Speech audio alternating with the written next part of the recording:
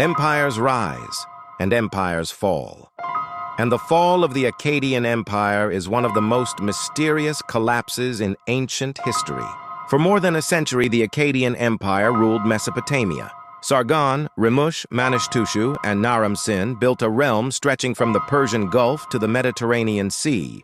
But around 2200 BCE, everything began to unravel.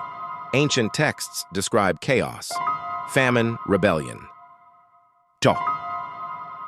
Foreign invasions. The Sumerians later blamed one group above all others, the Gutians, a mountain people from the Zagros. Who were the Gutians? Archaeology tells us little. They left no cities, no writing, no monuments. They appear suddenly in Mesopotamian records as raiders, warriors, and invaders. The Sumerian king list describes them as people who knew no agriculture, a poetic way of saying they were outsiders, nomadic, unpredictable, and feared.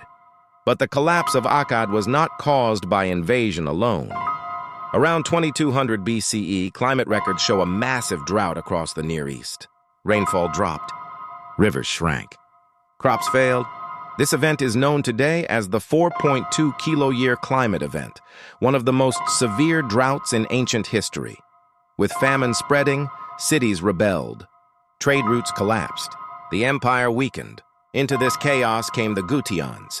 Texts from the period describe them overrunning cities, disrupting agriculture, and breaking the administrative systems that held the empire together.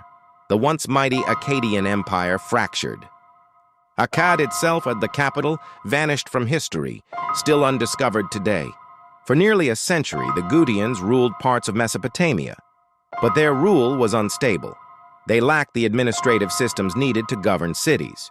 Finally, around 2100 BCE, a Sumerian king named Utu-Hagal of Uruk rose up. He defeated the Gutians and restored Sumerian rule. His victory paved the way for the Ur-3 dynasty, the last great flowering of Sumerian civilization. The fall of the Akkadian Empire teaches us something timeless. Civilizations are fragile. Climate, conflict, and chaos can bring down even the greatest powers.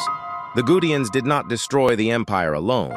They arrived at the moment when nature, famine, and rebellion had already weakened it. This is the story of collapse. This is the fall of the world's first empire. This is the Gutian invasion.